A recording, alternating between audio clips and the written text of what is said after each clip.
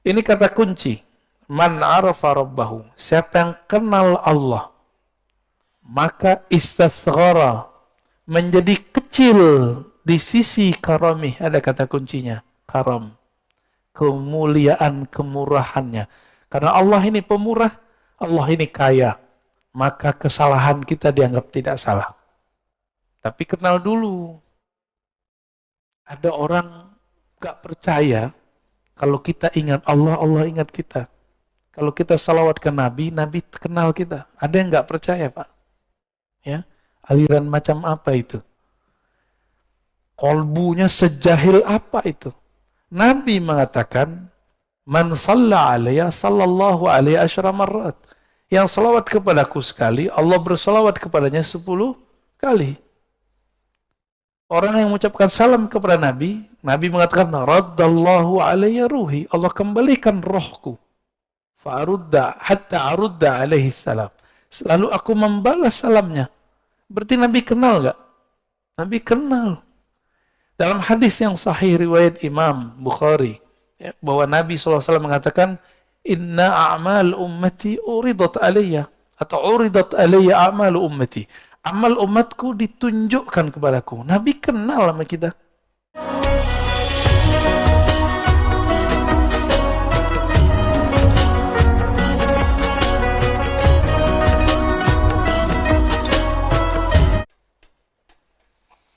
Assalamualaikum warahmatullahi wabarakatuh.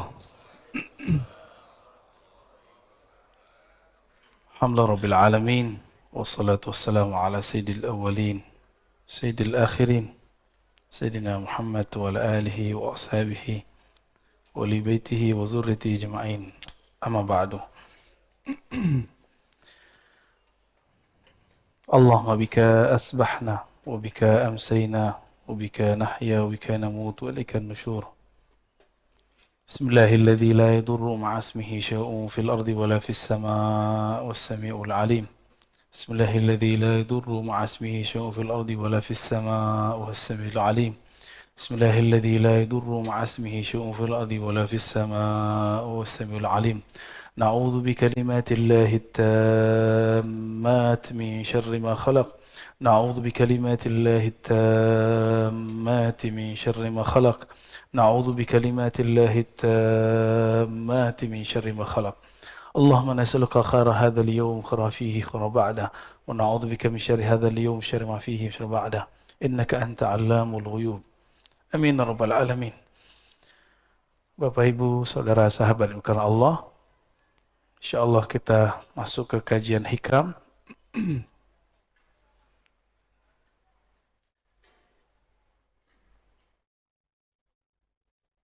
Insyaallah kita masuk ke hikam yang 48 dan 49 ya. Sedapatnya nanti ya. Mari kita baca surah Al-Fatihah. Semoga Allah membuka pikiran hati kita semua dan memberkahi pengarang kitab ini, Al-Arif Billah Ibn Athaillah As-Sakandari. Al-Fatihah. A'udzubillahi minadh rajim. Bismillahirrahmanirrahim. Iyyaka na'budu wa iyyaka nasta'in.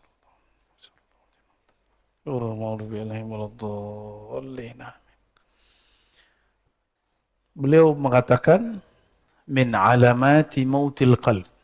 Tulisannya jelas ya. Min alamati mautil qalb. Yang ini dia, yang saya kasih bintang. Min, di antara alamat, tanda-tanda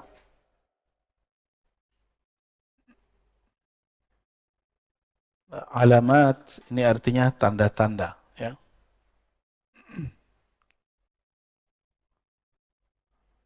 Jadi udah jadi bahasa Indonesia. Kalau dalam bahasa Indonesia alamat tempat, alamat ini nih. Nah, jadi ada dua makna dalam bahasa kita. Alamat dari kata alam. Alam artinya tanda, ya.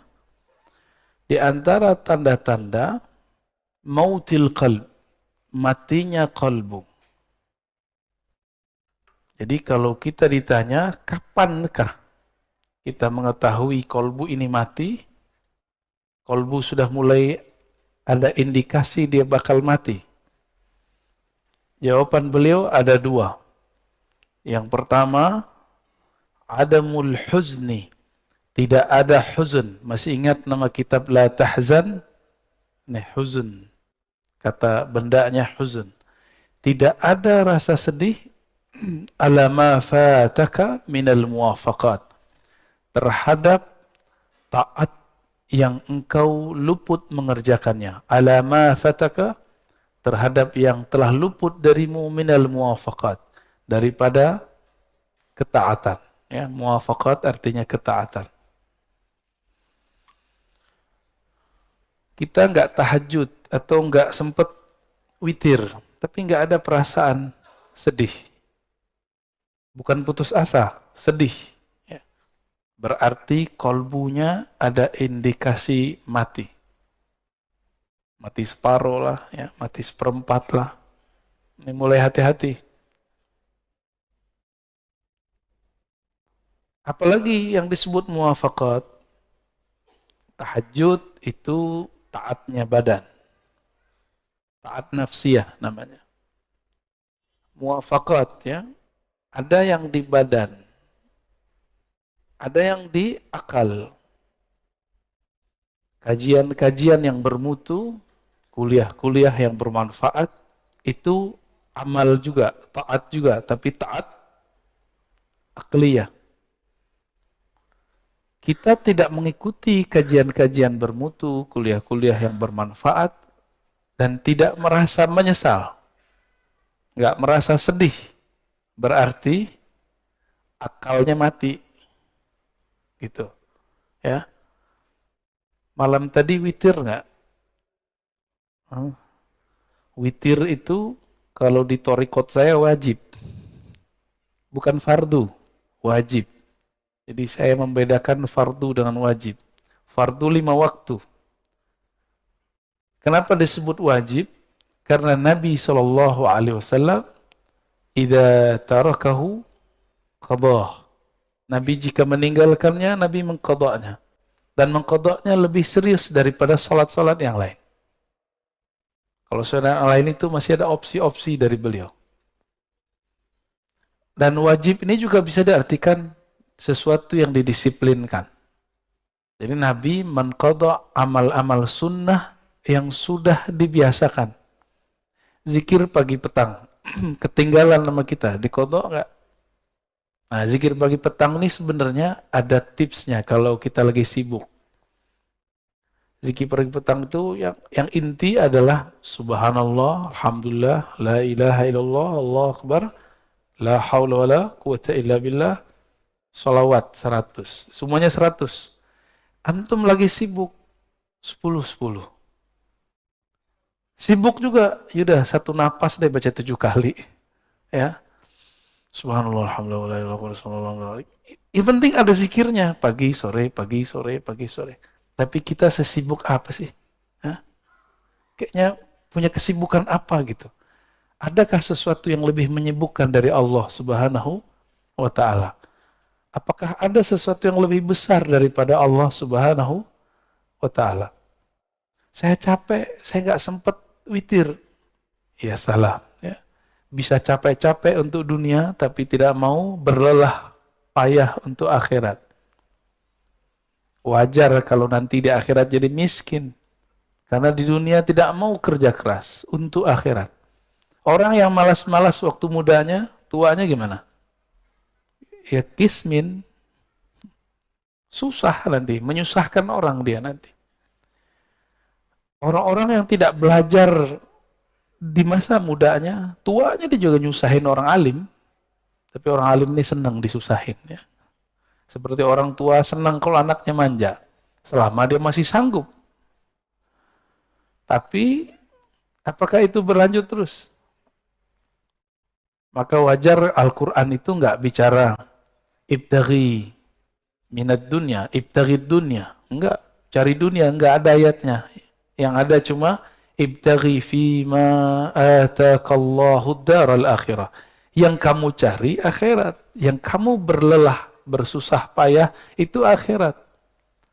Maka temukanlah akhirat kita di dalam pekerjaan.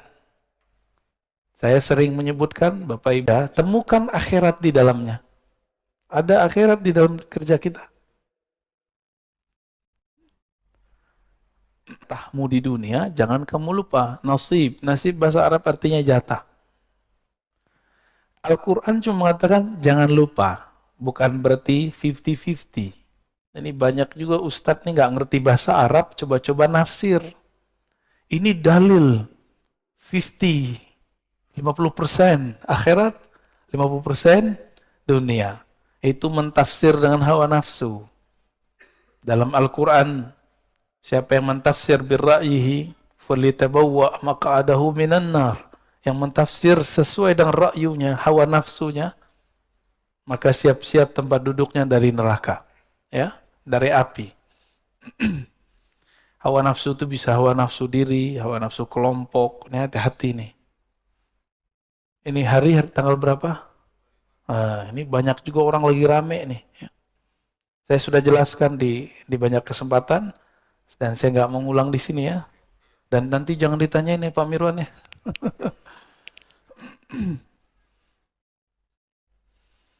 Dan yang kedua, tadi yang pertama, ini dia. Yang kedua, tarkun nadam. Tidak ada meninggalkan nadam. An-nadam artinya penyesalan. Ala ma fa'altahu min wujudiz zallat. Terhadap yang engkau lakukan dari zallat. Apa arti zallat? Ketergelinciran dalam dosa. Ada perasaan nyesel nggak dengan masa lalu? Kalau ada, berarti kolbunya masih sehat. Ya. Semua kita punya masa lalu. Gak usah disebut-sebut ke orang, gak usah diceritain ke siapa saja. Cukup kisahkan itu kepada Allah. Yani ketika Nabi SAW mengatakan, an-nadamu taubah. Menyesal itu tobat. Jadi ruh dari tobat itu ada penyesalan. Ini bedanya dengan istighfar. Istighfar itu cuma minta dihapus. Tapi kalau taubah, ada rasa menyesal. Jadi kayak kolbu kita remuk gitu rasanya. Kalau ingat, kolbu yang keras langsung menjadi pecah. Air mata pun bisa mengalir. Air bulu roma pun berdiri kalau ingat. Oleh karena itu, dalam latihan zikir kami, biasanya sebelum zikir kita cek kolbu itu pakai taubat. Jadi ntar diajak yang hadir zikir itu, ayo kita istighfar. Jika kolbunya tersentuh oleh istighfar, berarti kolbunya masih sehat. Kalau enggak, berarti ada masalah. Istighfar ini juga harus spesifik. Jangan doa doang yang spesifik. Ini kan beberapa ustadz mengajarkan jamaah doa yang spesifik. Oke, sebelum kamu doa yang spesifik, istighfar juga spesifik. Jadi sebutkan kepada Allah, ya Allah saya punya dosa ini. Dalam hati kita ngomong. Nah itu yang disebut ngaku, menyesal. Ya. Dan saya yakin yang hadir termasuk saya yang berbicara ini tidak ada yang dijamin dari maksiat. Dulu, sekarang, nanti. Kita nggak tahu ya. Oleh karena itu, buang-buang jauh rasa diri ini suci. Berarti kalau begini, orang-orang yang merasa sok suci, itu kolbunya mati. Walaupun zahirnya taat. Orang yang merasa sok suci. Siapa lagi? Orang yang merasa paling benar. Orang yang merasa paling benar tidak akan pernah menyesali perbuatannya. Benar nggak? Nah, ini sisi lain. Kalau tadi dosa zahir, sekarang dosa intelektual, dosa spiritual. Salah satu dosa spiritual, indikator kolbunya mati, dia tidak pernah menyesali pemikirannya. Tidak pernah insaf. Tidak pernah mundur, merevisi kata-katanya. Seorang Rasulullah masih merevisi kata-katanya, apalagi cuma seorang ustadz. Apalagi seorang pimpinan. Rumah tangga kah? Suami istri. Kita harus membuang ego itu. Jangan sok perfeksionis mengatakan, saya kalau begini ya begini. Itu namanya keras hati, bukan pendirian. Kalau jelas salah, katakan salah. Oh, berarti saya salah. Kok kolbu susah untuk mundur? Barangkali kita kurang mencahayai kolbu dengan nama Allah Al-Latif. Maka saya menyarankan diri saya sendiri dan antum semua, baca nama Allah Ya Latif. Imamuna Abdul Hasan Syazili menganjurkan baca Ya Latif, ya. Ya Latif. Itu 129. Baru ada efeknya. Ya Latif, Ya Latif, Ya Latif. Wahai yang maha lembut. Wahai yang maha halus. Mata dipejam, dipanggil Allah dengan hati. Dan rasakan kolbu kita akan lama-lama lembut, lembut, lembut, lembut. Ya. Nanti antum akan gampang minta maaf. Jadi orang yang susah minta maaf tuh ya latifnya kurang. Ya. Ini biasanya nih ibu-ibu ya selalu benar ya. Kata bapak-bapak. Tapi saya ketemu kok perempuan yang gampang minta maaf. Tapi kalau kata kawan kita, kelar loh sama perempuan. Tapi itu bukan diskredit perempuan ya. Mungkin perempuan ini terlalu halus. Wallahu a'lam bishawab. Nah, tapi Allah yang lebih halus, yang maha halus, pun menyebut dirinya afuwun, ghafurun, ghafarun. Ghafurun, ghafarun. Allah menyebut dirinya afu, maha pemaaf. Kenapa kita gak pemaaf? Saya heran ada tokoh agama ngomong kalau kita disakiti, kita balas lebih jahat lagi. Kalau ada orang berbuat baik, kita balas lebih baik. Itu setan ngomong begitu. Separuh benar, separuh salah. Kalau ada orang menyakiti, tidak balas menyakiti, itu baru waliullah. Ya, kita dihujat, nggak balas menghujat, ente wali. Wali Allah kan la yakhafuna laumata laim. Dia tidak takut cacian orang yang mencaci. Karena dia sibuk kolbunya dengan Allah. Mau orang caci maki, mau orang puji, kolbunya sibuk dengan Allah Subhanahu wa ta'ala. Ketika ada orang memujinya, dia memulangkannya kepada Allah. Jika ada orang mengkritiknya, mencacinya, maka dia pulangkan ke dirinya. Oh, mungkin aku yang buruk ya Allah. Mungkin ini teguran darimu. Maka seorang kekasih Allah, jikapun dia dicaci, dia dimaki, dia dikata-katain, dia tidak lihat antum yang ngata-ngatain. Yang dia lihat, mungkin ini teguran dari Allah Subhanahu wa ta'ala. Atau mungkin ini ujian. Saya emosi atau tidak? Ya. Gimana? Antum dicaci maki? Emosi, panas ya? Biasa aja lah ya. Rasulullah Shallallahu Alaihi Wasallam itu makhluk yang paling banyak dicaci. Benar. Oh, di Quran lengkap. Majnun, asatirul awwalin, dolla. Macam-macam. Nabi itu gila. Adakah cacian yang lebih tinggi dari gila? Gak ada, itu paling tinggi udah.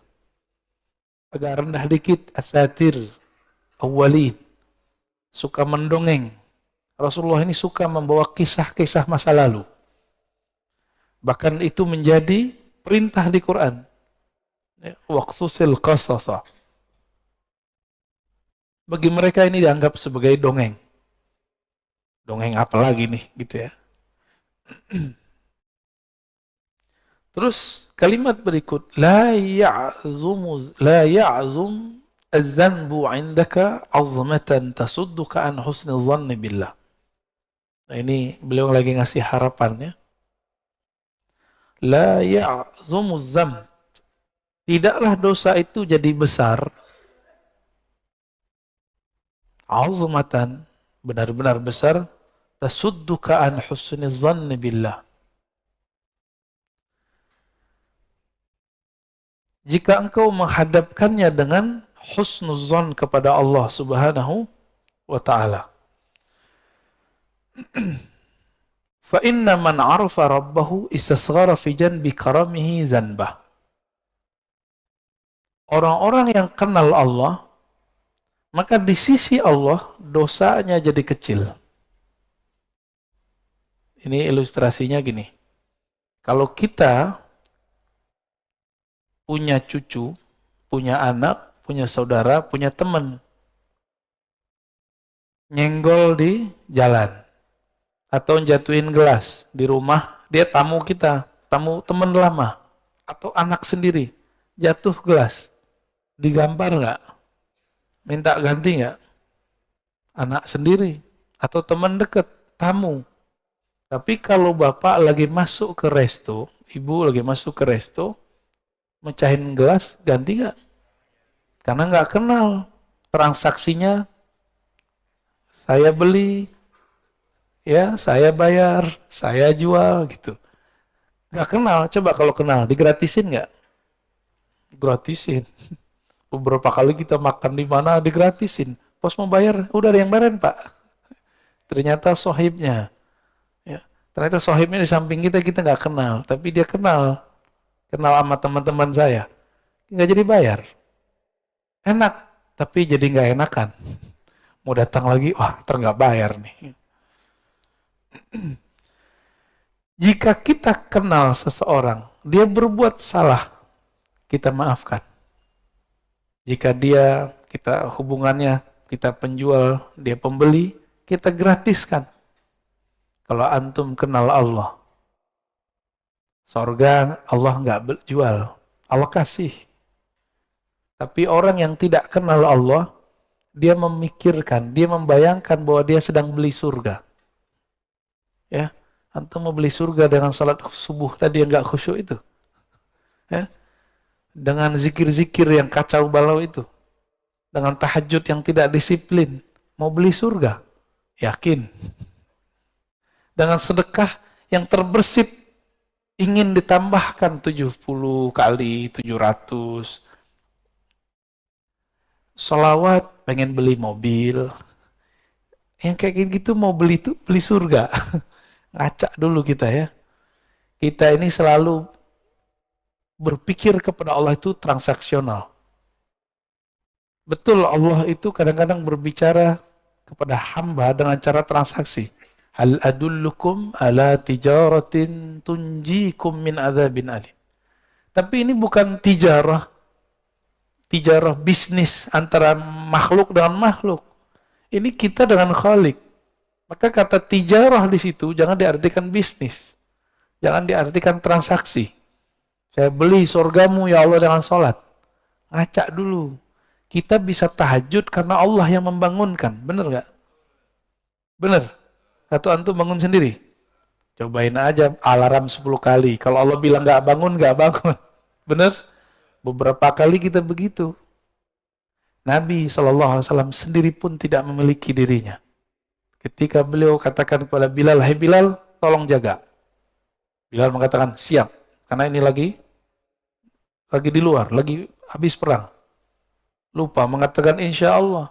Tertidurlah Nabi dan para sahabat. Bilal tertidur ketika bersandar dengan tongkatnya. Nah, itu Rasulullah. Rasulullah aja nggak bisa ngelawan. Nah ini juga bukan menghibur antum yang tiap hari telat bangun ya. Jangan salah paham. Enak amat. Ini kata kunci. Man arafa rabbahu. Siapa yang kenal Allah, maka istasghara, menjadi kecil di sisi karamih. Ada kata kuncinya. Karam. Kemuliaan, kemurahannya. Karena Allah ini pemurah, Allah ini kaya. Maka kesalahan kita dianggap tidak salah. Tapi kenal dulu. Ada orang gak percaya kalau kita ingat Allah, Allah ingat kita. Kalau kita salawat ke Nabi, Nabi kenal kita. Ada yang gak percaya Pak? Ya, aliran macam apa itu? Kolbunya sejahil apa itu? Nabi mengatakan, "Man shalla alayya sallallahu alaihi asyara marrat." Yang salawat kepadaku sekali, Allah bersalawat kepadanya 10 kali. Orang yang mengucapkan salam kepada Nabi, Nabi mengatakan, "Raddallahu alayya ruhi." Allah kembalikan rohku. Fa'arudda hatta arudda alaihi salam. Lalu aku membalas salamnya. Berarti Nabi kenal nggak? Nabi kenal. Dalam hadis yang sahih riwayat Imam Bukhari, ya, bahwa Nabi SAW mengatakan, Inna a'mal ummati uridat alayya. Atau uridat alayya a'mal ummati. Amal umatku ditunjukkan kepadaku. Nabi kenal sama kita. Ada seorang sahabat yang sirru Rasulullah, sirnya Nabi, ketemu dengan sahabat lain. Begitu juga Salman ketemu sahabat yang lain. Dan mereka kenal, padahal belum pernah ketemu. Apa kata sahabat nih? Arafa ruhi ruhak. Rohku kenal rohmu. Jadi sahabat-sahabat udah bicara ilmu roh dulu. Kita yang udah telat ya. Sampai sekarang orang masih bertanya, wah Nabi aja nggak dikasih kok tentang ilmu roh. Itu salah tafsir. Yang tidak diberi itu ahli kitab. Coba perhatikan. Yas'alunaka 'anir ruh. Mereka bertanya kepadamu mengenai hakikat alif lam ar-ruf. Ya. Lalu ada lafaznya wa ma utitum minal ilmi illa qalila. Tidaklah kamu diberi. Siapa kamu? Antum. Antum itu yang nanya tadi siapa? Ahli kitab Yahudi. Tidaklah kamu wahai Yahudi diberikan ilmu ini kecuali sedikit. Maka sampai hari ini Yahudi pasti mencari orang yang bisa mengurai ilmu ruh. Jika ketemu bukan bagian dari mereka, bunuh. Musuhi, serang. Begitu.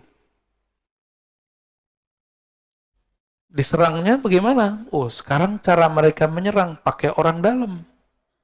Ustadz lawan ustadz. Kiai lawan kiai. Bukan wali lawan wali, Pak.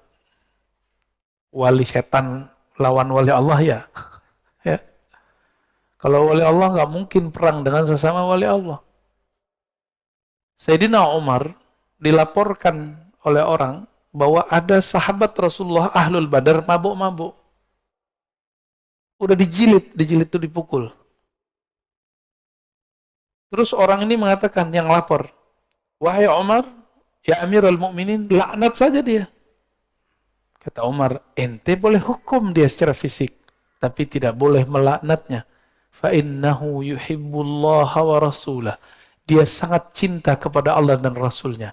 Jadi Umar membedakan hukum zahir dengan hukum batin. Hukum zahirnya kalau dia salah dihukum, diiqab, kena sanksi. Tapi batinnya kita nggak boleh main. Batinnya urusan dia. Umar ngerti, apa kata Umar? Hati dia cinta kepada Allah dan Rasulnya. Yang laporin ini yang masalah nih, hatinya nggak hidup ini. Fa inna man arafa rabbahu, ya. Siapa yang kenal Allah, istasghara, maka di sisi Allah menjadi kecillah zanbah, dosa-dosanya. Maka ada ungkapan dalam sebuah riwayat, man nazarallahu ilaih lam yu'azibhu abadan. Siapa yang Allah pandang dia sekali saja dengan rahmatnya, maka Allah tidak akan menyiksanya selama-lamanya. Maka orang-orang Ahlul Badar ini kan dipandang Allah sekali waktu Badar. Allah tidak akan pernah menyiksanya. Umar tahu itu, maka Umar tidak berani bermain hukum batin, hukum rohani. Dia cukup main hukum zahir. Ya. Itu peminum loh Pak. Pemaksiatnya zahir, nggak ada urusan sama politik. Ya. Sayyidina Umar beda pilihan, beda sikap dengan Ali. Mereka jontok-jontokan. Tapi dalam bab kemaslahatan, Umar dan Ali sepakat. Suatu kali Umar Ibn Khattab radhiyallahu ta'ala anhu ingin keluar kota, memimpin pasukan langsung. Datang Ali pakai kuda. Apa kata Ali? Ya Amirul Mukminin, jika engkau mati di tengah jalan, lalu siapa yang ngurus Madinah? Ini tanda Sayyidina Ali tidak nafsu jadi khalifah. Tidak seperti yang diklaim banyak orang. Ini hadis sahih. Apa kata beliau? Jika kamu nanti perang dan engkau mati di tengah jalan, engkau mati di medan juang, lalu yang ngurus kami siapa? Kami masih butuh engkau, wahai Umar. Kira-kira begitu.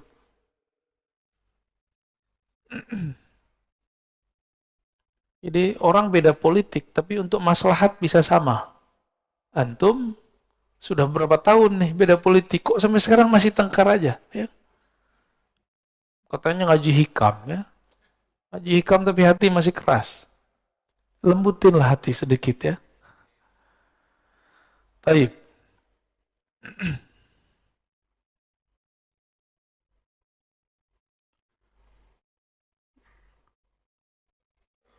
Nomor 50. Ya.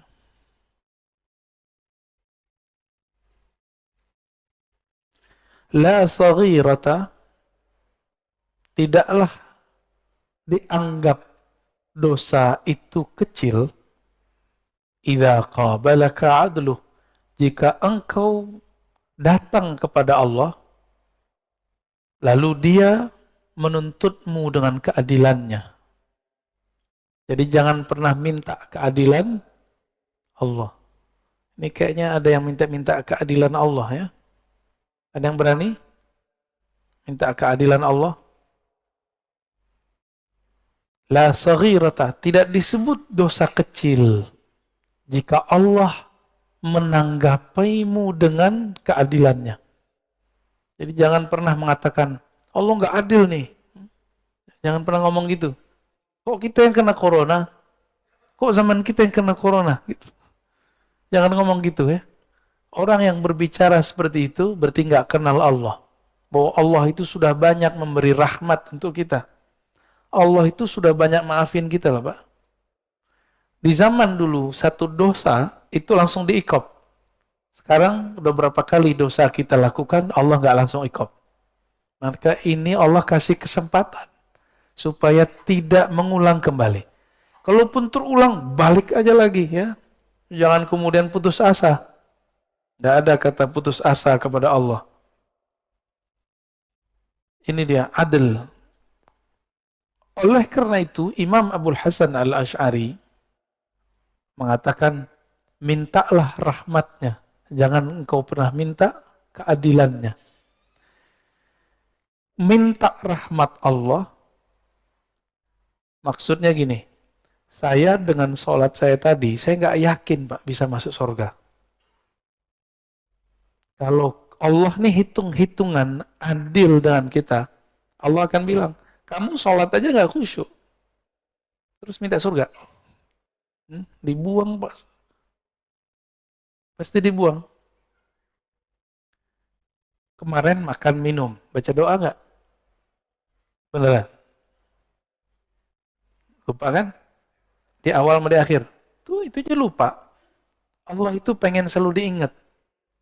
Inilah sisi yang kita sebut feminimnya Allah. Allah itu maha feminim. Bukan seperti ya, inilah yang Allah titipkan kepada perempuan. Perempuan kalau kekasihnya tidak ingat dia ngambek gitu. Maka Allah mengatakan ghayur, aku pecemburu yang sangat cemburu.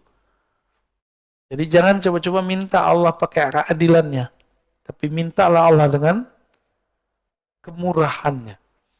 Wala kabirata, tidak disebut kabir dosa besar, kabirah. Jadi orang Arab itu kalau nyebut dosa itu cukup sebutkan kata besar lalu tambahin ta marbutah. Indikasinya negatif. Yang besar, apa yang besar? Sesuatu yang negatif. Tidak disebut dosa besar jika dia menerimamu dengan fadluh, kemurahannya, dengan anugerahnya. Seorang ayah, ibu melihat anaknya yang salah, itu pakai keadilan atau pakai kemurahan? Jadi kemurahan hati orang tua, maka dia kemudian memaafkan itu anak. Jika jika seorang ayah kepada anak-anaknya seperti itu, apalagi Allah kepada hambanya. Allah itu lebih sayang kepada kita daripada orang tua. Ya, sama orang tua sayang-sayang, tapi tongkarnya selalu. Ya. La saghirata ila qabadaka adlu. Tidak disebut dosa kecil jika Allah menerimamu dengan keadilan. Tidak disebut dosa besar jika Allah menerimamu dengan kemurahan. Ya, maka kita selalu mengatakan Allahumma inna nas'aluka rahmatak. Ya Allah, kami minta kemurahan rahmatmu. Jangan katakan ya Allah inna nas'aluka adlak. Kalau Allah mau mengasih keadilan, maka semua manusia berhak disiksa kecuali para nabi.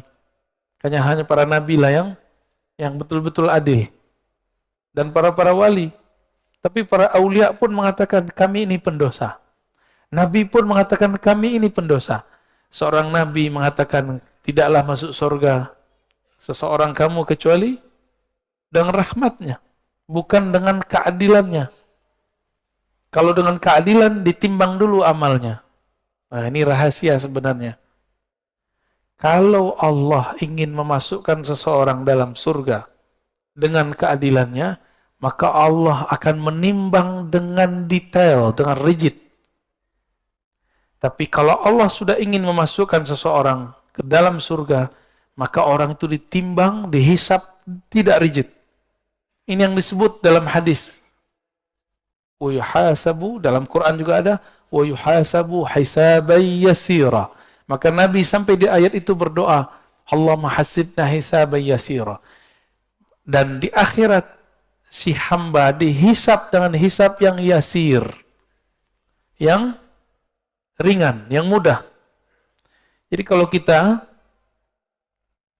biasanya nih orang-orang lembaga-lembaga yang diakreditasi, petugas akreditasi datang. Kalau udah kenalan, teman sesama kuliah nih, jadi rektor gitu ya, atau jadi direktur. Gimana? Jadilah tahu sama tahu aja deh. Aku tinggal beres, siapin borangnya, udah kita pulang. Langsung dikasih nilai A+, karena sudah kenal. Jadi makanya orang yang memberi akreditasi ini nggak boleh satu, harus lebih dari satu.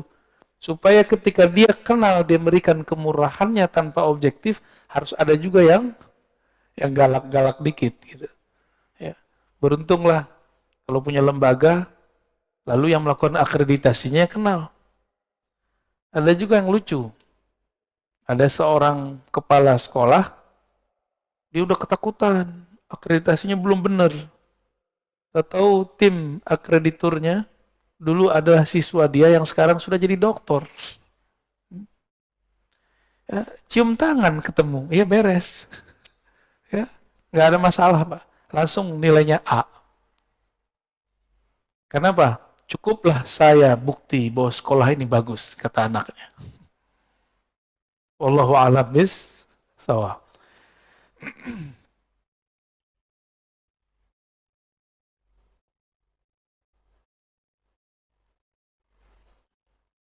Masih lanjut? Semangat amat ya. Oke, kita lanjut ya, 51. Ini kayaknya hikam terbanyak nih. Ya. La amala arja lil qulub min amalin yaghibu anka syuhudu. Nah, ini kayaknya salah ketik ya. Ini kalau bersanad tahu Pak di mana salahnya. Kalau nggak bersanad nggak tahu. Ini kelirunya di sini. Lil qabul. Ini bahasa Arabnya lil qabul. Kebalik sama dia ya. Tidak adalah amalan yang diharapkan untuk lebih diterima. Qabul. Qabul bahasa Arab. Para masyaikh, para habaib kalau penutupan pengajian, penutupan doa, qabul gitu ya. Gabul. Kalau habaib hadrami ngomongnya gabul. Kalau kiai-kiai yang fasih bahasa Arab, qabul. Qabul diterima. Nggak tahu entah cocok logi entah apa, nasinya namanya kebuli. Ya, sepertinya cocok logi yang cocok ya. Tidaklah ada amalan yang lebih cepat diterima oleh Allah min amalin, melebihi satu amalan. Amalan yang mana? Yaghibu anka syuhudu. Ini cara nerjemah. Kalau ada yang bisa bahasa Arab, ini kata kerja, ini fa'ilnya yang bekerjanya. Dahulukan ininya subjek, ini predikat. Jadi dalam bahasa Arab dibalik-balik. Amalan yang penyaksianmu terhadap amalan itu yaghib, hilang. Maksudnya apa? Kamu sholat tapi tidak merasa dirimulah yang sholat. Kamu sedekah, kamu merasa itu adalah harta dari Allah. Kamu guru, sukses mendidik murid, bukan kamu yang merasa dirimu sukses mendidiknya. Tapi itu adalah titipan dari Allah, dan Allah lah yang mengakhirat jiwanya. Kamu punya jasa, ngurus masjid, bangun yayasan, bikin pesantren, tapi kamu tidak memandang kamulah yang beramal. Nah, ini pesan juga untuk para pengurus masjid ya, biar nggak makan hati amat ya. Pak Mirwan udah pensiun ya? Waduh. Amal yang paling berat di tengah masyarakat itu ngurusin fasilitas bersama. Yang kita sebut wakaf lillah. Kan ini milik Allah. Maka orang yang tulus melakukan ini, tulus ngurusin ini, itu dia dapat amal yang paling besar. Selama dia tidak merasa berjasa. Jadi jangan ada yang ngomong, kalau bukan gua nih yang ngurus masjid, masjid nggak jadi, nggak jalan. Itu langsung dicoret, Pak. Ya, berarti kita memandang diri kita beramal. Sedangkan di sini Ibnu Athaillah mengatakan ciri-ciri amalan yang langsung diterima oleh Allah. Kamu tidak memandang kamu beramal. Jika kamu khidmat, kamu tidak memandang kamu khidmat. Jika kamu takmir masjid, kamu tidak memandang dirimu punya jasa. Jika kamu seorang kiai, guru, semuanya, kamu tidak memandang kamu yang pintar. Ya, kalau nggak saya nggak jadi nih. Kalau kiai lain lagi. Kalau bukan saya ngajar, pasti sepi. Pasti santrinya nggak beres. Itu perasaan-perasaan begitu. Dia sedang mengambil hak-hak Allah Subhanahu wa Ta'ala. Yang berhak ngomong begitu cuma Allah. Dan dulu para sahabat Nabi radhiyallahu ta'ala anhum, ketika mereka perang Khandaq, perang Khaybar, ada 3 perang. Itu ada namanya Amir ibnul Aqwa. Itu baca syair. Begitu juga Abdullah bin Rawaha. Apa syairnya sama? Laulaka anta ma sallayna mahtadaina. Ya Allah, jika bukan karena engkau ya Allah, kami tidak dapat hidayah. Kami tidak dapat melaksanakan sholat. Nabi di hadapan mereka. Jadi Abdullah bin Rawaha, Amir bin Al-Aqwa bersyair depan Nabi dan para sahabat pun ikut bersyair. Nabi pun ikut berdendang. Jadi Nabi ini suka seni, Pak. Makanya ulama-ulama pewaris para Nabi itu kolbunya pasti ada nilai seninya. Orang-orang yang keras hatinya, bukan pewaris Rasulullah, itu mengharamkan seni secara mutlak. Ya, agak keras, kaku. Ya. Sudah paham antum maksudnya? Ya. Tahu sendirilah ya. Saya dulu pernah mengharamkan musik dan itu hampir 5 tahun. 3 tahun sangat keras, 2 tahun berikutnya proses mulai menerima dalam syarat tertentu. Akhirnya sampai hari ini nggak bisa main musik, Pak. Alhamdulillah. Karena dulu mengharamkan semua. Nah, sekarang kita pilah-pilah. Ya, sesuai dengan hadis Nabi SAW bahwa Nabi memilah-milah. Ada syair yang haram, ada syair yang makruh. Ada 5 hukum syair itu. Haram, makruh, mubah, bahkan dianjurkan, bahkan ada yang wajib. Syair-syair jihad. yang dulu dibaca oleh Abdullah bin Rawaha itu wajib dikemenangkan kembali. Inilah yang dihidupkan oleh Sultan Al-Muzaffar, dibaca kembali ketika umat Islam di zaman itu diajak jihad melempem semua. Maka beliau bacakan syair-syair itu dalam sirah-sirah Nabi.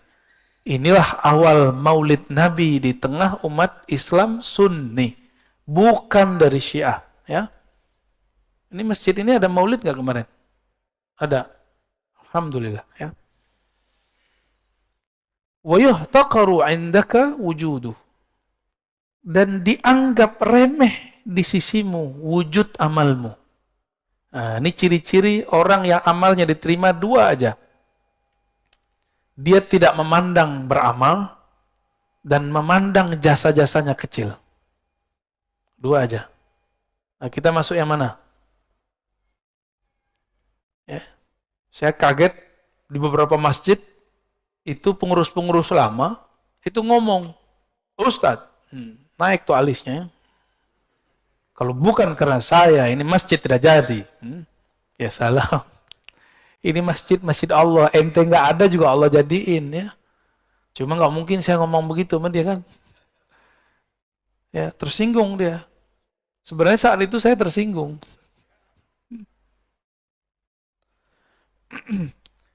Ini ciri-ciri amal yang qabul ya. Qabul, amal yang diterima. Jangan dibaca kubul ya. Terhilang wawunya. Kubul tempat keluar berak tuh. Ya. Nauzubillah, jangan salah baca ya.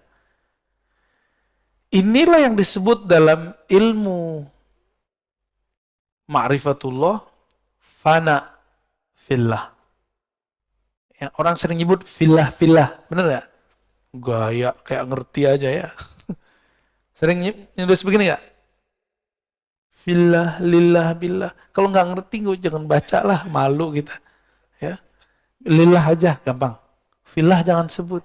Fillah ini berat. Fillah itu dalilnya, wa man jahada fina lanahdiyannahum subulana. Siapa yang mujahadah fina di dalam kami, itu maksudnya apa tuh? Dalam cinta kepada kami, menghilangkan dirinya dalam diri kami, menghilangkan sama basarnya dalam sama basar kami, menghilangkan amalnya dalam amal kami, perbuatannya dalam perbuatan kami. Allah masih nyebut kami loh di situ. Lanahdiyannahum subulana. Kami baru tunjukkan jalan-jalan, banyak jalan bukan satu, menuju kami. Ya, kalau syariat jalannya satu, tapi kalau jalan rohani, kalau sudah dibuka jalannya banyak. Itu sebabnya banyak thariqat. Kalau mazhab cuma 4. 4 mazhab, syariatnya sama. Cuma pemahaman yang beda. Tapi thariqah bisa banyak. Thariqah sufi, thariqah para aulia. Karena dalil tadi. Lanahdiyannahum subulana. Ini pakai lam taukid dan nun taukid. Sungguh benar-benar kami akan tunjukkan jalan-jalan kami. Jadi banyak jalan menuju Allah. Siapa yang dia mendapatkan itu? Orang yang lebur, tidak memandang amalnya. Kita menyebutnya fana fillah. Fana, tenggelam, karam dalam Allah. Orang kalau sudah benar cintanya, egonya habis. Ini suami istri, mohon maaf ya yang sudah menikah. Antum belum benar-benar mencintai kekasih kalau masih merasa berjasa. Kalau masih butuh kata-kata terima kasih. Walaupun sehari-hari kita harus begitu. Kalau masih belum percaya dengan pasangan. Pasangan kita keluar, mulai ada kekhawatiran. Ntar dia digoda ini, ntar dia ngelirik ini. Berarti kita nggak ada percaya sama dia. Betul, jangan percaya sama pasangan. Percayalah dengan Tuhan dia. Maka kalau pasangan kita keluar, kita katakan, ya Allah, aku titipkan pasanganku kepadamu. Aku titipkan anak-anakku kepadamu. Aku titipkan, begitu. Guru dengan murid sama. Guru capek kalau semua urusan murid diurus sama dia. Urusan dunia, akhiratnya, lelah. Maka seorang guru nggak boleh juga jumawa. Ya, nggak boleh juga merasa sok berjasa. Dia cukup katakan, ya Allah, hanya Engkau yang urus mereka. Bapak ini kan banyak pengalaman rohaninya, juga banyak bebal rohaninya. Ya. Itu kalau satu-satu saya harus dengerin curhatnya, telinga saya hilang sebelah kali Pak. Ya. Nggak mungkin. Maka Bapak curhatlah kepada Allah. Saya pun mendoakan semoga kita diterima oleh Allah Subhanahu wa Ta'ala. Udah syuruk Pak. Jadi ciri-ciri amal diterima apa? Jadi ilmu tasawuf, ilmu mengetahui amal diterima apa enggak. Nanti antum coba lihat. Barusan subuh merasa soleh nggak? Huh? Merasa dapat pahala dunia dan seisinya nggak dengan sholat sunat tadi? Aneh nggak yakin. Orang takbir aja nggak jelas. Takbir aja ngantuk-ngantuk. Ya. Baru ingatnya pas Assalamualaikum. Baru ngeh gitu. Jadi gerakan itu cuma karena sudah biasa. Jadi kayak orang silat, kalau sudah mulai takbir, ngikutin aja. Begitu kita tidak kuat menahan gejolak pikiran itu kemana-mana. Tanda bahwa kita ini tidak bisa menguasai diri sendiri. Terus antum menguasai orang lain. Ya.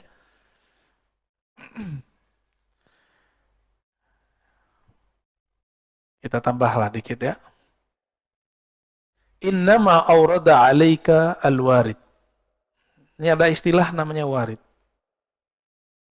Ada wirid, ada warid. Ini dua ya. Ini dua hal yang beda. Apa arti warid? Nah, dari warid kita mulai. Warid itu anugerah rohani yang Allah berikan. Bahkan tidak hanya rohani, juga materi. Itu warid. Orang-orang ahli hikmah ini bukan hikmah yang hikmah rohani, tapi hikmah kebatinan. Mereka mencari warid dengan mencari kesaktian. Baca ini, kamu begini. Maka muncullah ada mahabbah Sulaimaniyah, ilmu pelet Sulaiman.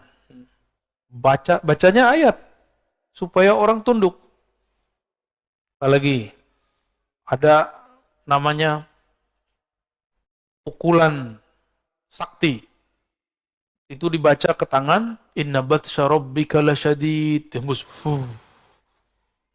Tangannya kalau mukul orang kayak Nabi Musa. Sekali pukul mati. Antum mau yang begitu? Mau yang begitu? Nanti kalau perang sama Dajjal boleh. Kalau sekarang masa mau temenan sendiri? Oke, nggak segama sama saya. Nggak segama kan masih sebangsa. Ya? Masih senegara. Atau masih sesama manusia. Jadi warid itu anugerah. Wirid itu amal yang dirutinkan.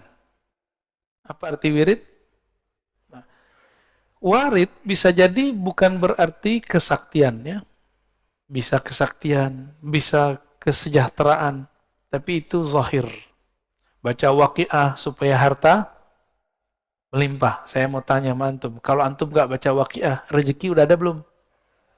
Berarti waqiah untuk apa? Maka sekarang hikmahnya jangan hikmah rendahan. Hikmah itu ada dua. Hikmat al-batiniyah, ya, ad-daniyah. Hikmah kebatinan yang rendah. Ada hikmah al-batiniyatul ulya, al-a'la. Hikmah yang tinggi. Apa hikmah yang tinggi? Saya sadar, tanpa saya baca waqiah pun Allah sudah kasih jatah rezeki. Lalu waqiah itu untuk apa? Ternyata waqiah itu diajarkan oleh para ulama dari dulu. Di situ ada ayat-ayat tauhid tentang akhir zaman, tentang surga neraka. Lalu di situ ada tentang tauhid. Ada 4 pertanyaan. Paham di situ, orang akan mengerti hakikat rezekinya. Di situlah baru rezeki terasa lancar. Itu rahasia al-waqiah ya. Arti wirid apa arti wirid tadi? Amalan yang sudah dirutinkan, diulang-ulang-ulang. Ya.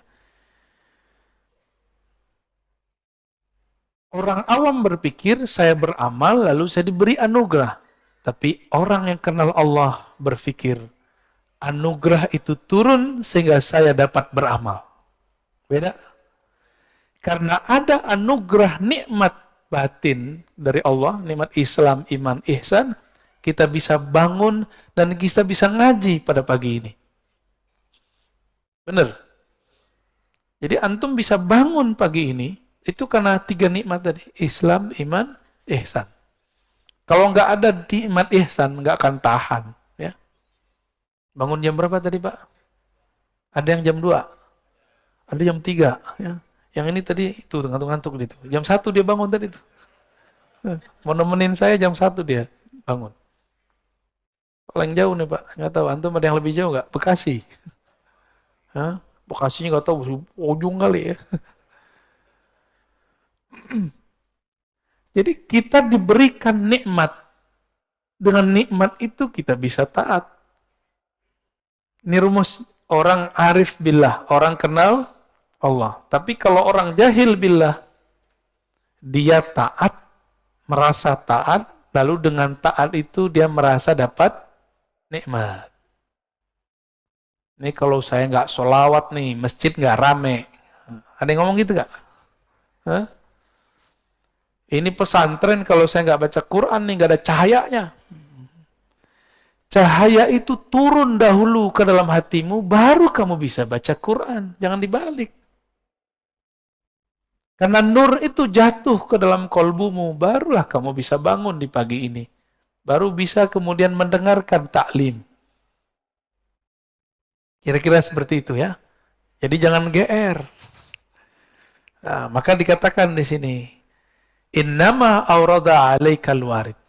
Allah memberikan warid litakuna bihi alaihi waridan, supaya kamu dengannya warid itu, dengan anugerah itu, alaihi terhadapnya waridan, datang. Ini waridan di sini artinya datang. Warid yang pertama artinya anugerah. Tuh, beda satu jumlah, satu kalimat, lafaznya sama, artinya beda. Kalau nggak bersanad nggak bisa paham. Inilah nikmat bersanad. Kita bisa memahami sesuatu tanpa perlu keliru ya. Jadi warid yang pertama anugerah rohani. Warid yang kedua kamu datang kepada Allah SWT. Nah, tadi saya mengatakan apa? Karena nur itu turun kepada kita, kita bisa sholat tahajud. Bukan karena kita tahajud, kita dapat nur. Gitu ya. Nur apa yang ada di kolbu? Ternyata disebutkan di dalam surat At-Taghabun. Siapa yang percaya kepadanya. Mamay yu'min billah. Percaya aja sama Allah. Allah akan bimbing kolbunya. Bimbingan kalau nggak pakai cahaya, nggak bisa. Ya. Allah kasih nur. Coba Bapak Ibu, kalau nggak ada cahaya bisa lihat nggak? Nah, cahaya batin itulah anugerah hidayah dari Allah Subhanahu wa Ta'ala. Inilah nikmat yang mesti kita syukuri. Ini terakhir ya.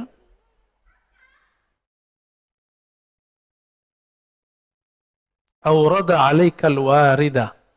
Dia memberikan kepada kamu warid. Liyatasallamaka min yadil aghyar, agar engkau selamat daripada gangguan selainnya. Aghyar. Waliharriraka min rikil athar, lalu membebaskan kamu, memerdekakan kamu dari penjara tawanan athar, alam semesta. Maksudnya gini, Allah itu berikan kamu anugerah rohani supaya tidak bergantung kepada guru, supaya nggak bergantung kepada obat, makanan. Kita tetap berguru, kita tetap minum obat, tapi yang kita minta kepada Allah hidayah. Ketika minum obat, gantungnya ke Allah. Apa yang kita gantungkan? Aku meminta kesembuhan darimu ya Allah. Sehingga nanti jika obat habis, nggak panik. Karena kesembuhan dari, sehingga jika guru mati wafat, innalillah wa inna ilaihi rajiun, nggak goyang. Ya, Maka saya mengajak kepada para guru, para kiai, para mursyid, para murabbi, jangan buat murid-murid itu bergantung kepada kita. Jangan buat murid-murid bergantung kepada sosok kita. Tapi buatlah murid terlatih dengan amal-amal, amal fikriyah, amal fikrah, amal qalbiyah, amal qalbu, lalu amal badaniyah, amal badan. Syukur-syukur jika ada amal ruhiyah, ma'rifatullah. Jadi jangan bergantung kepada kiai, kepada guru. Guru manusia, jangankan guru, Rasulullah pun wafat, benar. Rasulullah udah wafat kan? Hanya Nabi Isa, Nabi Khidir, Nabi Ilyas yang masih hidup. Nabi Khalid itu dikubur, dia pesan. Nabi Khalid bin Sinan, ada Nabi Khalid bin Sinan. Beliau pesan kepada kaumnya, jika aku dikubur, tolong nanti digali lagi. Setelah kalian gali, aku akan hidup kembali. Jadi Nabi Khalid itu belum mati, Pak. Maka sekarang di alam barzakh, Nabi Khalid itu masih aktif. Ya, begitu imam-imam kita menjelaskan, Ibn Arabi dan imam-imam yang lain. Nabi Khalid bin Sinan. Jadi masih ada nabi di alam. Nah, itulah yang diungkap dulu oleh Allah yarham al-Habib. Siapa yang baru meninggal itu, yang majzub juga, Ja'far al-Kaf ya. Antum percaya atau tidak, dia mengislamkan orang di dalam kubur. Itu ilmu asrarnya Sayyidina Khalid alaihissalam. Jadi kalau nggak lapor ke Sayyidina Khalid, nggak punya koneksi rohani kepada beliau, nggak akan bisa mengislamkan orang dalam kubur. Sulit dibayangkan pakai akal, karena ini bukan wilayah akal, ini wilayah rohani. Jadi jangan usah dipikirin ya. Banyak orang mikirin, akhirnya mereka nggak percaya dengan kajian kita. Apa kata mereka? Belum dengar utuh. Ar-Razi ini mempercayai ada orang gila jadi wali. Ya salam ya. Kapan kita bilang orang gila jadi wali? Pernah nggak antum dengar saya mengatakan orang gila jadi wali? Ada nggak? Jangan-jangan yang bilang dia gila tuh gila ya. Nggak ada kita pernah mengatakan itu. Kita mengatakan ada kekasih Allah, kolbunya bercahaya dengan cinta Allah, ketutuplah akalnya. Orang-orang melihat dia gila, dia bukanlah gila. Lalu siapa yang tahu dia bukan gila? Sesama wali. Sesama kekasih-kekasih Allah atau murid-muridnya wali. Itu udah Allah yang atur memang. Ya. Habib Ja'far masih ingat gak? Kalau baca Fatihah nggak jelas. Fatihah, itu orang kalau nggak ngerti, Pak. Ya, masa walinya Aswaja begini nih ya. Nah, kira-kira begitu. Jadi semua yang kita lihat zahirnya belum tentu seperti yang terlihat. Banyak kok yang kelihatan baik, batinnya rusak. Banyak yang kelihatannya rusak, ternyata batinnya bagus. Mulailah semenjak hari ini, pagi ini, malah tihsir rahasia di kolbu ini memandang orang dengan kebaikan. Ya, untuk ada intel di sekitar kita, itu kita baik-baik aja sama mereka ya. Mereka kan intel itu manusia juga. Ya, kalau kita baik, terus kolbunya kayak ke bawah. Insya Allah. Intel yang bahaya itu intel setan. Ya. Kalau intel dunia mah, ya masih gampang, Pak. Intel setan nggak bisa berubah. Kerjanya ngadu domba. Nanti dia bawa, setan tuh tubuh manusia. Nanti datang ke ustadz apa, diceritakan yang bukan kita, tapi si ustadz tuh nanti benci kepada kita. Berhasillah. Menjawablah ini dua ustadz. Tengkarlah, umat pusing. Seneng gak setan? Antum mau kami begitu? Jadi jangan adu-adu kita ya. Gak mau kan jadi intel setan? Oke. Baik Bapak Ibu yang melakukan Allah, sahabat-sahabat semua, di pagi yang penuh berkah ini, di hari yang mungkin ada saudara kita yang sedang merayakan hari mereka, kita tidak usah ribut di situ ya. Kita ributkan apakah kolbu ini kenal Allah. Siapa yang kenal Allah, fakullu yaumin 'id. Setiap pagi rasanya hari raya. Ya, tidak perlu nunggu Idul Fitr dan Idul Adha. Mungkin ada 2 pertanyaan, silakan satu dari laki-laki, ikhwan, akhwat. Satu, ya. Silakan satu dan belakang 2 ya. Silakan.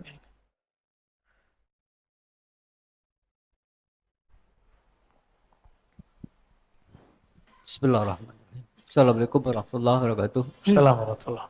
Eh, ini yang terakhir tadi menarik sekali Ustaz, bahwa mengislamkan seseorang di dalam kubur.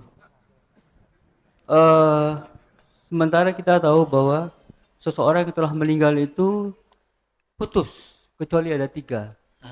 Adalah amal yang mengalir, Iya. kemudian anak yang mendoakan, kemudian ilmu. Kemudian bagaimana caranya kita bisa mengislamkan seseorang yang dalam kubur? Baik. Bapak masih pakai pikiran, Pak, pakai akal. Ya, ini ranahnya sudah ranah spiritual. Yang mati itu jasad. Jasad Bapak kalau mati, mati sudah. Tapi Bapak tunggu nanti. Kalau jasad ini mati, ruh Bapak masih hidup. Dan itu bisa koneksi sama saya. Bisa koneksi sama orang. Kalau orangnya dia wali Allah, Bapak datang ke dia, dia ngerti. Datang nih yang nanya dulu nih. Karena ruh mengenal ruh, kolbu mengenal kolbu, akal mengenal akal. Contoh gampang gini, Bapak pintar bahasa Inggris. Ada orang ngomong bahasa Inggris. Ini British nih. Ini Britishnya gaya-gayaan nih. Ini American nih. Ini gaya-gaya English jiran nih ya. Singapura. Kan unik-unik tuh ya. Ada juga ala Hong Kong kan. Ada yang Filipina juga. Wah, sama. Kami bahasa Arab juga sama. Orang kalau denger, ini Arab gontor nih. Ya. Dengar lagi. Wah, ini Arab Jawa nih ya. Alhamdulillah. Ada lagi orang Sumatera. Bismillahirrahmanirrahim. Irrahman. Roknya jadi ra semua, Pak. Wah, orang Sumatera nih ya. Tuh orangnya tuh. Kalau baca Assalamualaikum dengerin dia, Pak. Lucu, Pak. Assalamualaikum warahmatullahi wabarakatuh. Kita jadi ngerti karena sering dengar. Orang-orang yang ahli rohani, mereka sudah terlatih rohaninya. Meskipun tubuh ini sudah hancur, dia masih hidup. Dan ahli-ahli rohani ini, sebelum meninggal, dia sudah meninggal duluan. Ini yang disebut mati sebelum. Makanya Sayyidina Umar diberi gelar oleh Nabi Muhaddatsun. Orang yang diajak Allah bicara. Jangankan cuma ruh, Allah aja bicara sama dia. Makanya ada 3 hukum dalam Al-Quran, itu lewat kalam Umar. Hukum jilbab salah satunya. Dulu istri Nabi nggak pakai jilbab. Nggak ada. Rambut terbuka. Karena dulu yang pakai hijab itu adalah ahli kitab. Walaupun sekarang gereja-gereja, sinagog udah nggak pakai hijab, kecuali beberapa ortodoks. Ya, masih pakai hijab. Jadi kalau ada nih orang gereja, orang ortodoks menggunakan jilbab, bukan berarti mereka memalsukan agamanya supaya orang Betawi ikut mereka gitu, bukan ya. Kan ada tuh gereja Betawi. Emang ada dalam ajaran mereka, Pak. Duluan mereka kali yang pakai jilbab, pakai hijab. Maka kita lihat ada istilahnya, Pak, suster gitu ya. Itu. Ahli rohani, jika mereka sudah terlatih, ya di sini ruhnya sudah bisa kemana-mana, Pak. Ya, Rasulullah. Gak usah Rasulullah lagi deh, Umar aja deh. Umar lagi khutbah, dia kirim panglima syariah di Irak. 2 bulan perjalanan, suaranya kedengeran sampai ke sana. Karena si Sariyah juga seorang wali, kata Umar, ya Sariyah al-Jabal, wahai Sariyah, naik ke gunung. Umar nggak pakai satelit, tapi dia tahu di belakang bukit ada musuh. Kalau si Sariyah ini jalan biasa aja, pasti disergap. Maka naik. Ini adalah teknik saingannya Umar, namanya Khalid. Khalid bin Walid ini kan Umar 2. Umar kedua. Jadi kecerdasannya hampir sama. Khalid bin Walid untuk mengalahkan umat Islam waktu perang Uhud pakai teknik itu, naik ke atas. Maka Umar mengatakan, ya Sariyah al-Jabal, kedengeran Pak, itu telinga ini mungkin nggak dengar. Orang di sudut sana, saya udah nggak dengar ngomong apa. Tapi Bapak berbersih di hati, sampai ke hati saya. Kalau hati saya benar. Ya, kalau hati saya benar Pak. Kalau hatinya lagi galau, ya sama-sama gelap. Mengislamkan. Nah, ini kata mengislam di situ tidak boleh juga diartikan secara harfiah. Bisa berarti mendoakan. Jadi kalau saya dalam kacamata zahir sebagai santri hadis, saya mengartikan Habib Ja'far mendoakan. Contohnya gini, Nabi dengan Ibnu Abbas tiba-tiba berhenti di depan ada dua kubur. Itu kubur kan non muslim, ahlu kitab itu. Satu suka gosip, satu buang air tanpa istinja. Nabi kemudian menancapkan dua pelepah untuk meringankan. Nah, ini kata kunci. Jadi, siksaan terhadap orang kafir pun bisa diringankan. Itu dalilnya Pak. Kan nggak disebutkan di hadis itu kalau mereka muslim. Nggak disebutkan. Itu kalau versi saya ahli kitab. Berarti non-muslim, benar nggak? Orang nggak percaya kepada Rasulullah SAW, Nabi kasih. Mungkin ada riwayat versi lain yang menyebutkan mereka muslim, tapi saya tidak yakin. Ya. Nah, jadi maksudnya seperti itu Pak. Kalau Bapak susah memikirkannya, kita kurangin maknanya dikit. Ya, itu namanya mazhab ta'wil. Silakan di belakang ada yang nanya. Bantu panitia. Akhwatnya.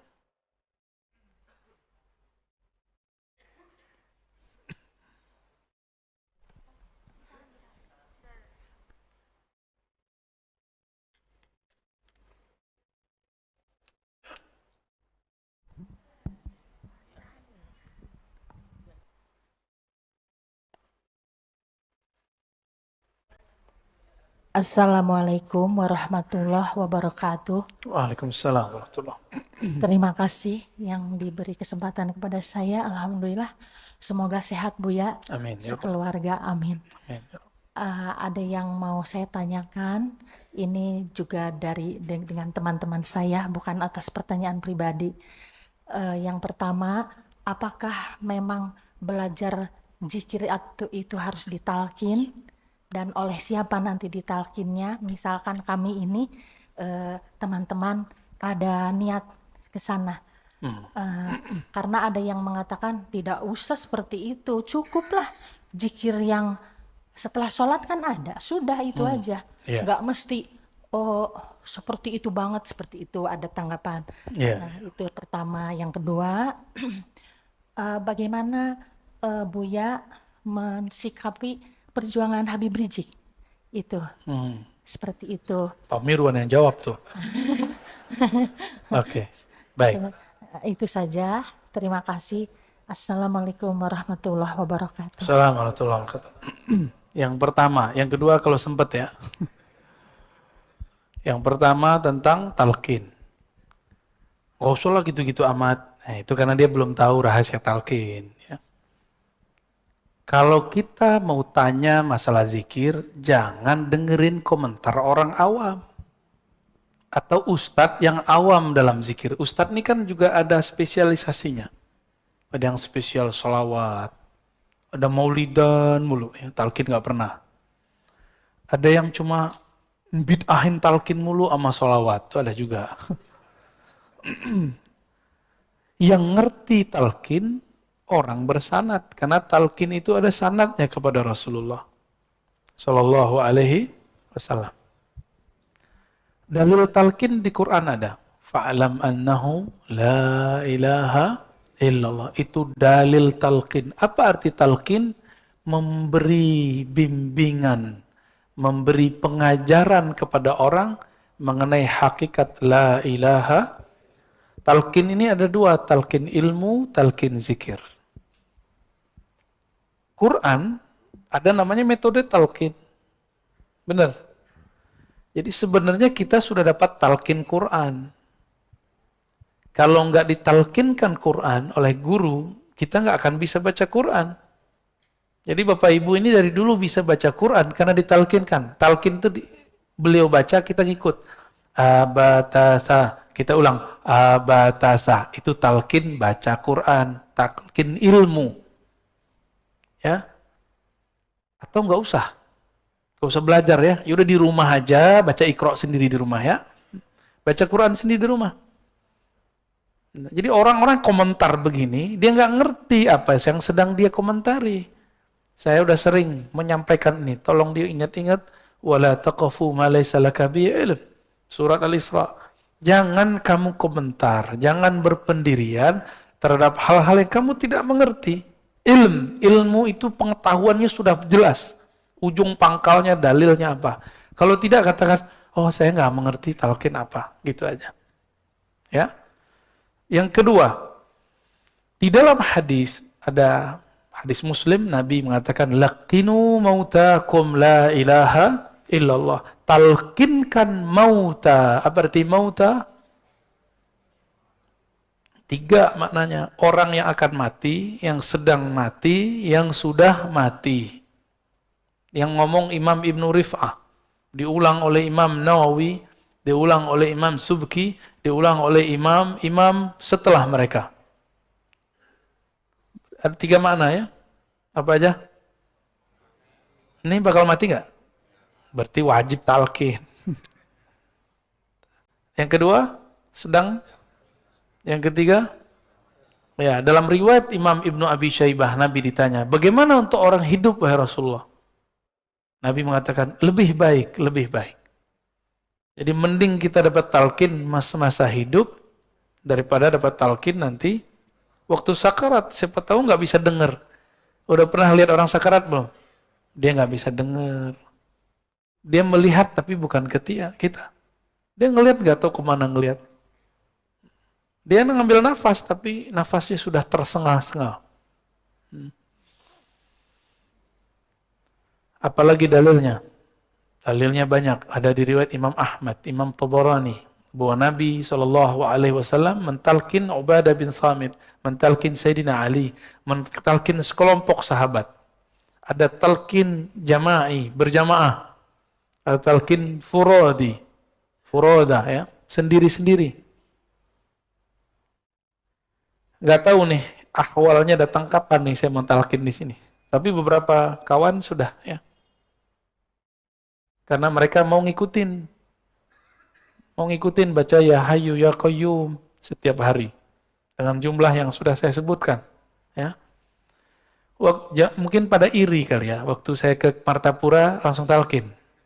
Antum jangan iri, itu muridnya Abah Guru Sekumpul. Itu mereka tidak pernah meninggalkan maulid setiap pekan. Sholawat terus, nggak pernah sepi dari sholawat. Itu orang-orang Banjar sana. Mereka datang dari berbagai provinsi. Itu saya talqin di tengah hutan, Pak. Itu bukan tengah kota itu. Itu wilayah. Dulu sempat konflik. Itu kan gunung emas itu. Ditutup oleh pemerintahnya. Dijadiin tempat zikir. Canggih nggak tuh? Tadinya orang pada eksploitasi alam. Ngapain mereka di situ? Tambang. Kalau tanah udah ditambang, hancur nggak? Bapak pergi ke Bangka. Itu tambang-tambang pribadi. Waduh, kalau kita naik, udah kayak orang kudisan itu pulau. Ya mohon maaf orang Bangka ya. Itu harus dibenerin tuh. Gimana cara benerinnya? Saya nggak tahu. Ditutup. Nah kemarin kita buat zikir. Saya tadinya nggak tahu. Tapi ketika datang, kok udaranya enak.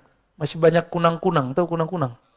Ini pencirian dalam ekologi, kalau masih ada hewan-hewan tertentu, kita lihat, kita hirup baunya, atau kita lihat indikatornya, berarti udaranya masih bagus. Dan orang datang ke situ. Kita dari kota tuh, kota Martapura, Banjarbaru ya, ke sana jauh sekali ada 1 jam. 1 jam udah pakai patwal. Orang datang dari Sampit, dari Palangkaraya, dari Pontianak, dari Balikpapan, itu datang Pak, dan itu muridnya Abah Guru Sekumpul semua, muhibbin mereka. Abah Guru Sekumpul wafat tahun berapa dulu? 2004 atau 2005? Ya, 2004 ya. Ini mereka santri beliau. Kalau setiap kali ada haul namanya, itu ramainya bukan main, jutaan. Pejabat aja nggak bisa masuk. Jadi mereka sudah muhibbin kepada wali Allah namanya. Abah Guru, sebelum itu wali Pak. La syak, bila niza'. Ya, nggak ada syak lagi. Karena wali itu penciriannya bukan kesaktian, tapi kenal kepada yang mengangkat dia jadi wali. Siapa yang angkat dia jadi wali? Allah. Kenalnya, ma'rifatnya luar biasa. Kemudian yang ketiga, di sana murid beliau, salah satunya Tuan Guru Wildan namanya, itu sudah mengijazahkan talqin secara ilmu hadis. Lah saya malulah, guru kita sudah mentalkin ijazah, tapi saya kok nggak ngasih talqin gitu. Antum doa aja lah ya, yang banyak. Semoga nanti aneh mau talqin di sini ya. Ya. Insya Allah sekali sebulan kalau umur kita panjang, kita nanti akan ada masa kita talqin zikir di sini. Ya. Tahu kenapa saya belum talqin juga? Karena masih ada sir yang masih belum terima. Masih ada mikir. Kayak tadi, ya zikir-zikir aja kayak habis sholat gitu. Dia lupa, dia zikir ba'da sholat itu juga ditalkinkan oleh imam. Itu talqin tuh, imam mengatakan astagfirullah, astagfirullah, itu talqin itu Pak. Cuma talqin am, bukan talqin khas. Talqin yang dimaksud talqin khas, walaupun berjamaah. Ini berjamaah nih, tapi tekniknya khusus. Kalau am, imamnya baca sendiri, kita ngikut. Kalau khas, dibimbing kata per kata, lafaz per lafaz. Insya Allah, ya doa aja lah ya. Kalau nggak sempat ya semoga husnul khotimah semua. Bagaimana dengan Al-Habib Rizik Syihab? Antum sudah tahu mauqif pendirian saya. Saya mencintai semua Habib. Semua Habib saya cinta. Mau Habib alim, Habib jahil, saya cinta. Mau Habib berpolitik, Habib tidak berpolitik, saya cinta karena dia zuriat Rasulullah Sallallahu Alaihi Wasallam. Tapi saya punya pendirian, saya juga ngaji, mereka juga ngaji. Mungkin kami beda guru. Dalam beberapa mazhab pemikiran mungkin kami berbeda dengan Habib. Boleh nggak? Habib sama Habibnya beda. Habib Quraisy Syihab beda dengan Habib Rizik. Yang Habib yang sering isi di sini, Habib Jindan beda dengan Habib Rizik. Maka pro kepada salah satunya bukan berarti pro kepada kebenaran. Itu mahabbah antum aja. Senangnya pergerakan yang mana? Saya terbebas, terlepas dari semua pendirian keagamaan atau politik mereka. Saya cuma mengatakan, ana uhibbukum ayuhal habaib. Aku cinta kepada kalian semua. Karena Nabi SAW mengatakan, ahibbu ahla baiti hubban li. Cintailah ahlu baitku karena engkau cinta kepadaku. Karena saya memandang nasabnya Habib Rizik, nasabnya Habib Jindan. Semuanya zuriat Rasul. Di darah mereka ada darah suci Rasulullah SAW. Karena hormat kepada darah mereka, nasab mereka, maka kita cinta kepada mereka. Tapi tolong bedakan cinta dengan fikrah. Ya, kita doakan semoga Habib-Habib kita dijaga oleh Allah. Dalam perbedaan mereka, dalam perseteruan mereka, semoga Allah tetap rahmati kita semua. Negeri ini kalau nggak ada habaib, nggak ada Islam. Itu Wali Songo, semuanya yang masih diperdebatkan ini Sunan Kalijaga. Apakah beliau zuriat atau tidak? Ya. Semuanya zuriat Rasulullah Sallallahu Alaihi Wasallam. Paling ada Prof. Slamet Mulyana dulu klaim itu keturunan Cina. Kalaupun dia campuran, tapi nasab ayahnya zuriat Rasulullah. Sunan Gunung Jati, namanya apa? Asy-Syarif, pakai alif lam. Asy-Syarif Hidayatullah. Kenapa disebut Sunan Hidayat Jati? Ini Jati orang Cirebon. Jati, Jati, Zati. Sunan yang mabuk dalam ma'rifat zat Allah.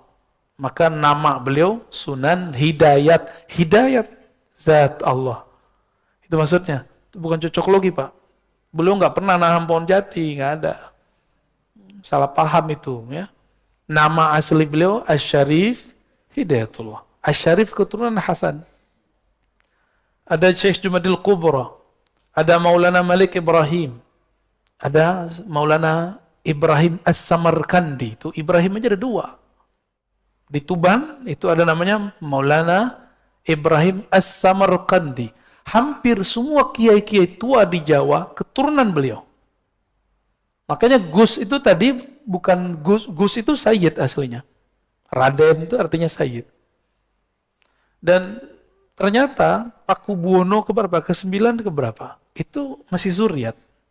Dan di Solo juga ada perkawinan campuran antara sultan-sultan dengan ya mungkin istri-istrinya saya nggak tahu. Karena ketemu wajah mereka, saya bilang, ente Habib Sayyid. Enggak, aneh keturunan Solo, gitu. Aneh keturunan ini, segala macam. Ya. Dan kita cinta mereka semua. Di Pontianak ada kesultanan, ya, Al-Qadri.